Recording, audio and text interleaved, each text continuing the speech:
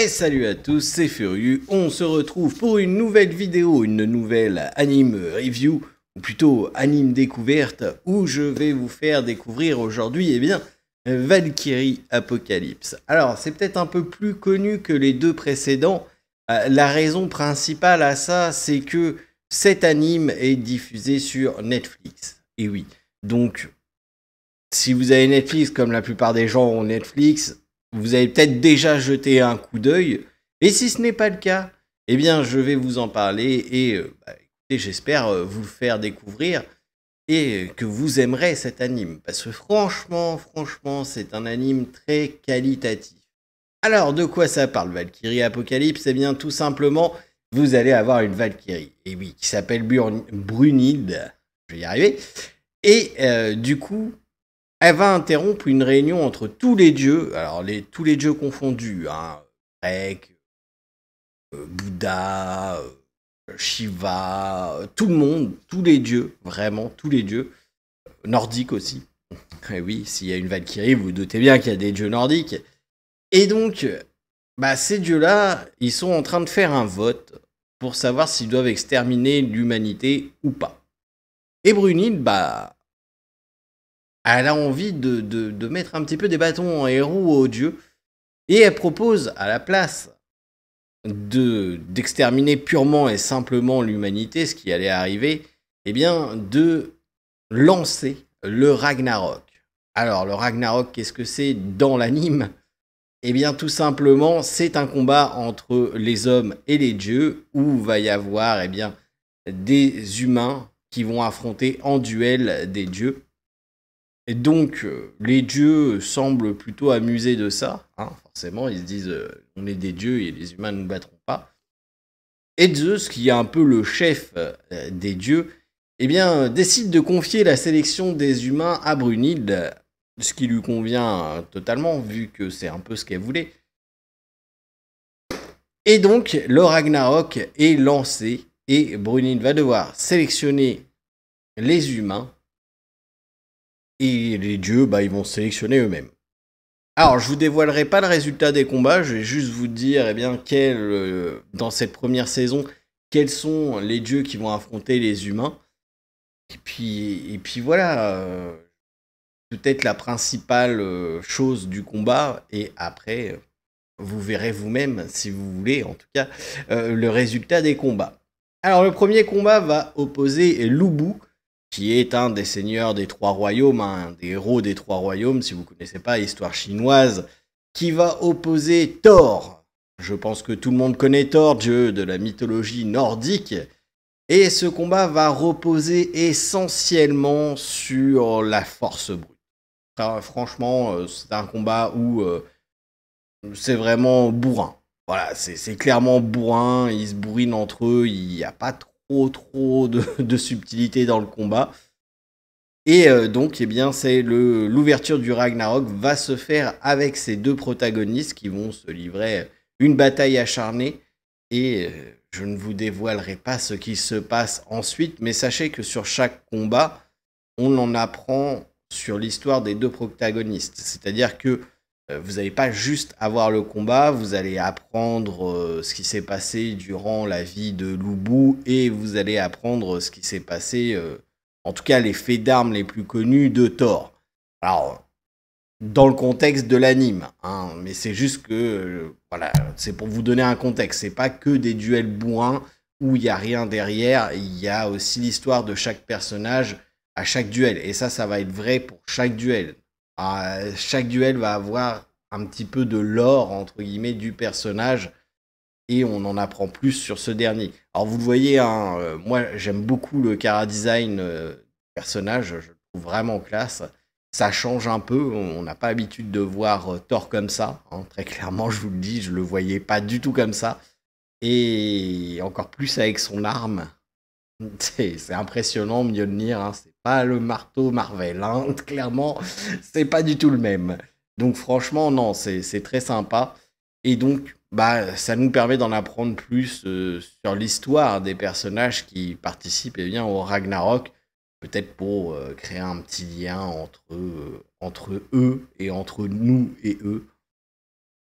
Voilà, en tout cas, c'est plutôt cool. Le deuxième combat va être très étonnant. Je m'attendais absolument pas à le voir tout de suite, franchement. Il va opposer Zeus, et donc le chef des dieux, entre guillemets. Assez étonnant. Je m'attendais pas à le voir dès le deuxième combat. Va opposer Adam à Zeus. Adam, alors vous me direz, attends, mais Adam, il va faire quoi Adam là dans le combat? Autant Loubou c'est un guerrier, autant Adam, voilà quoi, c'est juste la jeunesse de l'humanité. Bon, ça n'avait pas été connu pour un grand combattant, Adam. Effectivement, mais je vous dirai pas plus. Hein. Donc, très clairement, je vous en dirai pas plus. C'est un combat qui est assez surprenant, franchement, et qui est stylé. Très franchement, Adam, pour le moment, de ce que j'ai vu et de ce que je me suis informé, est le deuxième personnage qui m'intéresse le plus dans le Valkyrie Apocalypse. On parlera du premier plus tard, hein, même si vous voyez mon image sur Discord, vous vous doutez que le personnage que j'ai sur Discord en avatar est tiré de Valkyrie Apocalypse. Donc, même si vous savez peut-être pas qui c'est, vous savez que c'est pas Adam le premier. Mais franchement, son histoire est assez intéressante, ses capacités sont assez intéressantes, le combat est surprenant et vraiment intéressant. On va avoir aussi la découverte d'autres dieux pendant ce combat. Hein.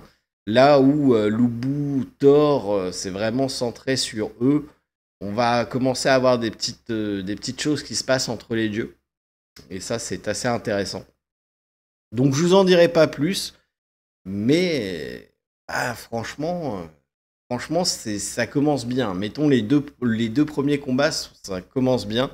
Et là, c'est plus un combat d'endurance entre les deux. Et là, vous dites endurance? Attends, mais t'as vu la taille de Zeus versus Adam? Eh bien, il va falloir regarder pour savoir pourquoi c'est un combat d'endurance. Et enfin, le dernier combat de la saison 1 va opposer Sasaki. Je ne le connaissais pas avant le manga, je ne sais pas s'il a vraiment existé, très franchement. Versus Poséidon. Ah oui, alors on enchaîne directement avec un deuxième dieu de la trinité grecque. On se dit, bon, ok, vous voulez déjà tuer le suspense? Alors, bon, même si on ne connaît pas Sasaki, on voit d'autres personnages de la culture japonaise dans le public qu'on connaît. Donc on se dit, si Sasaki a été choisi par rapport à ces autres personnes-là, c'est que le Kojiro, il doit assurer un minimum, hein, quand même. Et là, j'ai envie de dire, c'est un combat à la fois d'intelligence, mais plus de rapidité entre les deux. Poséidon est assez stylé, franchement. Et il est pas mal, il est fort aussi. Franchement, les personnages sont très stylés dans l'anime. J'ai pas grand chose à dire à propos d'un personnage. Ils sont vraiment tous très stylés. Le combat est vraiment très intéressant également. Et c'est la première fois qu'un humain veut aller combattre. D'habitude, on voit les dieux se quereller pour aller combattre. Là, c'est Sasaki qui dit, bon, c'est à moi d'y aller, là.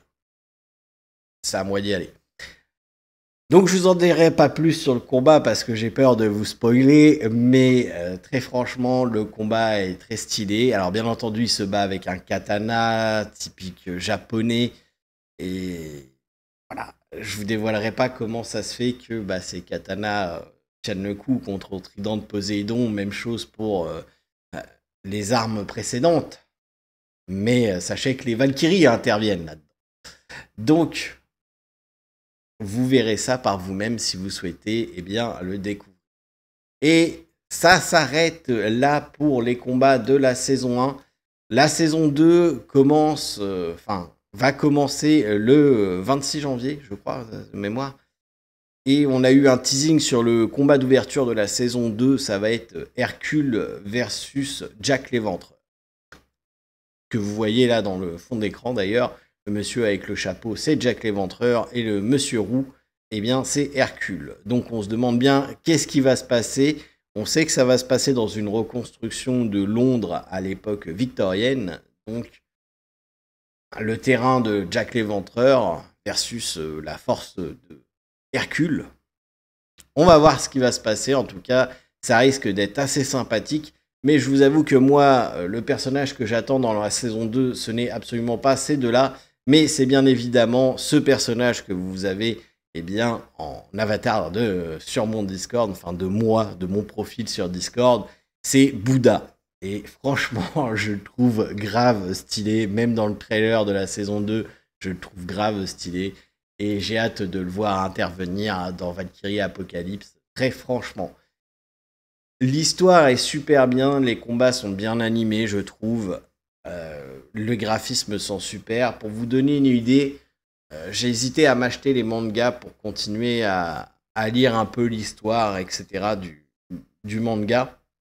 Il est très probable que si la saison 2 suit la même lignée que la saison 1, je succombe à la tentation et je m'achète les mangas un petit peu à l'image de Demon Slayer où j'ai pas voulu attendre après la saison 1 et où j'ai acheté les mangas et où maintenant je connais l'histoire jusqu'à la fin. Voilà. Ce qui m'empêche pas de regarder les animés, bien sûr. Voilà, donc j'espère que vous serez heureux de découvrir cet anime. Si vous l'avez déjà vu, n'hésitez pas à me dire ce que vous en pensez.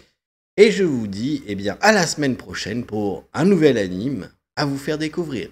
Sur ce, ciao tout le monde.